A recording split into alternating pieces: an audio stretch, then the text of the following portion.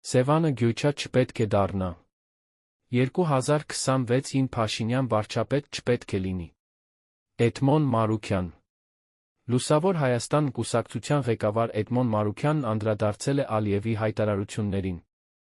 Իլհամ Ալին այսօր կրկին պնդել է, ադրբեջանցիները պետք է վերադառնան Հայաստան, ընդգծելով դա չպետք է վախեցնի հայ ժողովրդին պետությանը։ Ելույթ ունենալով Ադրբեջանի Գիտությունների ազգային ակադեմիայի հիմնադրման 80-ամյակին նվիրված միջոցառմանը, Ադրբեջանի առաջնորդը վստահեցրել է, իր ժողովուրդը որոշների նման է։ Անջատողականության հակված չէ ծաղկեցնում է այն հողը, ուր բնակվում է։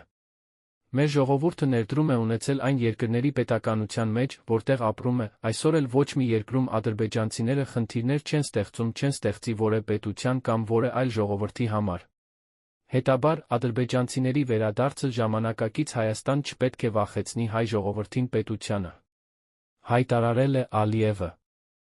Խոսելով վերադարձի մասին, Ադրբեջանի նախագահը կրկնել է նախկինում հնչեցրած իր միտքը, թե ադրբեջանցիները Հայաստան պետք է վերադառնան, ոչ թե տանկերով, այլ մեքենաներով։ Միայն թե այս անգամ Ալիը հատուկ հանձնարարական է տվել ադրբեջանցի գիտնականներին ու պետական կառույցներին աշխատել դրան հասնելու համար։ Ցավոք, տարիներ շարունակ հայկական կողմը սփյուռքը խեղաթյուրել են մեր պատմությունը, այս քարոզչությունը շարունակվում է։ Մենք պետք է դրանց հակադրենք մեր գիտական ճշմարտությունները։ 20-րդ դարի սկզբի հին ռուսական կայսերական քարտեզները հստակ ցույց են տալիս, որ տարածքում գրեթե բոլոր տեղանունները, այսօրվա Հայաստանի բոլոր շրջանները ադրբեջանական ծագում ունեն։